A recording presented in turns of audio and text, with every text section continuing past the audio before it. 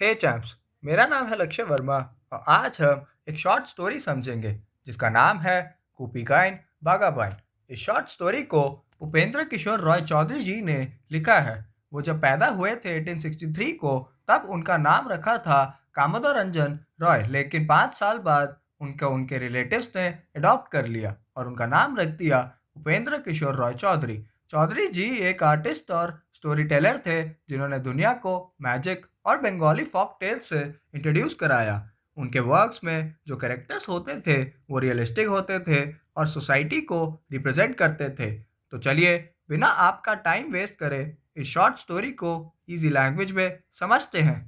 गोपी again बागाबाइन एक short story है जो कि लिखी गई थी एज चिल्ड्रंस फिक्शन। स्टोरी की शुरुआत होती है एक लड़के से जिसका नाम है गोपी काइन। गोपी के फादर का नाम था कन्नू काइन। गोपी हमेशा सिर्फ एक ही गाना गाता था, लेकिन उसके गांव में कोई भी उसके अलावा नहीं गाता था। गाइन का मतलब होता है सिंगर, इसलिए इसका नाम गोपी गाइन रख दिया। गोपी बहुत ही खराब गाता था। उसकी सिंगिंग से उसके फादर की शॉप के कस्टमर्स भाग जाते थे और सारी काउस फीड से भाग जाती थी। पास वाले गांव में एक ड्रमर रहता था।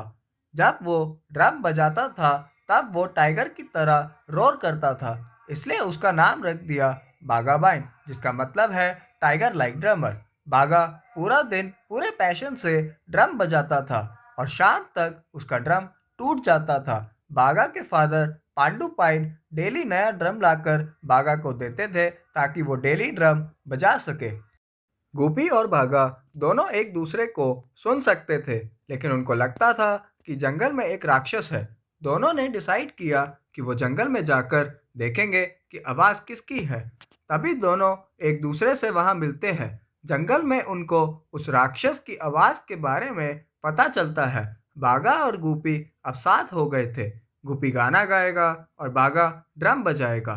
दोनों ने डिसाइड किया कि वो राजा के पास जाएंगे और उनको अपना टैलेंट दिखाकर राजा का किंगडम हासिल कर लेंगे और उनकी बेटियों से शादी कर लेंगे। गोपी और बागा दोनों बोट से राजा के किंगडम की तरफ जा रहे होते हैं। गोपी सिंग करना स्टार्ट करता है और बोट में बैठे बाकी लोग नदी में कूद जाते हैं। गोपी और बागा ने नोटिस नहीं किया कि उनकी सिंगिंग को घोस्ट सुन रहे थे। घोस्ट ने उनका म्यूजिक एंजॉय किया और उन दोनों को बोला कि तुम्हारी जो भी विश है बताओ, हम पूरी कर देंगे।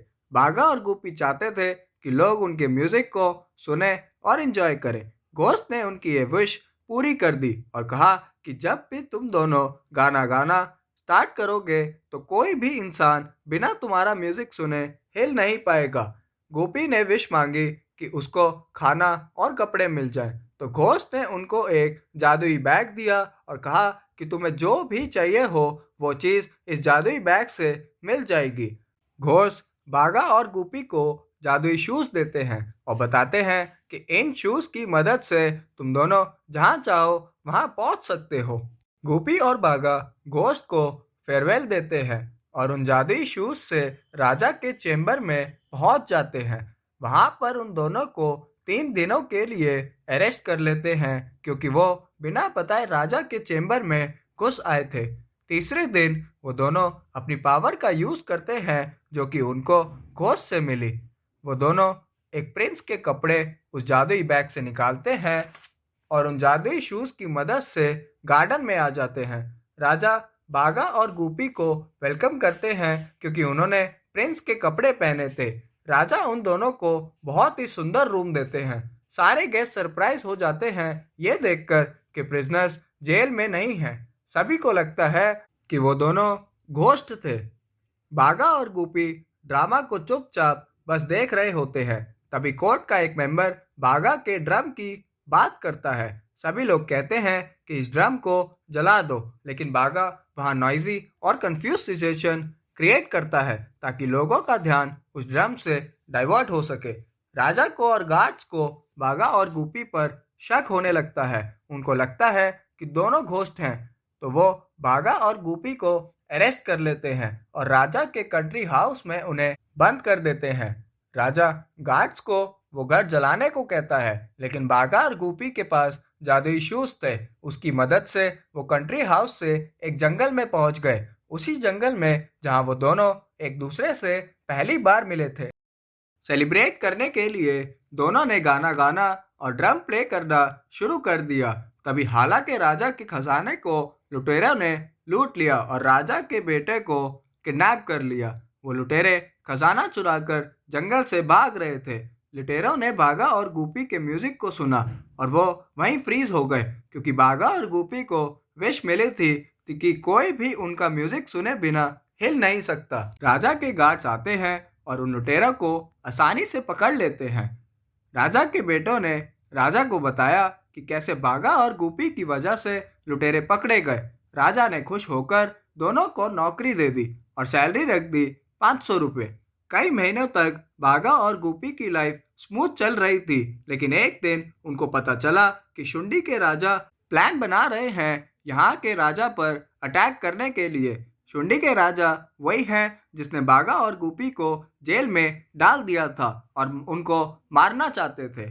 बागा और गुपी ने नोटिस किया कि शुंडी के राजा अपने लोगों को कह रहे हैं प्रे करने के लिए ताकि वो वॉर जीत सके। बागा और गुपी ने प्लान बनाया कि वो हाला के राजा की मदद करेंगे। दोनों ने मिठाइयों के पॉट्स बनाए उस जादुई बैग की मदद से, और उन पॉट्स को वो दोनों शुंडी के कोर्टयार्ड में रख देते हैं। शुंडी के लोग उन मिठाइयों को खाने लगे, क्योंकि उनको लगा कि ये मिठाइयाँ भगवान ने खुश होकर भेजी हैं। जब ये बात शुंडी के राजा को पता चली तो वो कोर्टयार्ड गए, लेकिन सारी मिठाइयाँ खत्म हो चुकी थी। अगले दिन फिर से बागा और गुपी ने मिठाइयों के पॉट्स शुंडी के कोर्टयार्ड में रख दिए और शुंडी के राजा ने वो मिठाइयाँ खाई। तभी गुपी और बागा कोर्टयार्ड में उड़कर आते हैं और शुंडी के राजा को अपने साथ उड़ाकर ले गए। एंड में गुपी और बागा शुंडी के राजा को हाला के राजा के पास ले जाते हैं। हाला के राजा शुंडी के किंगडम को हासिल कर लेते हैं और बागा और गुपी को थैंक यू बोलते हैं। हाला के राजा ने अपनी दोनों बेटियों की शादी बागा और गुपी से करा दी और शुंडी की आधी जायदाद बागा और गुपी के नाम कर दी।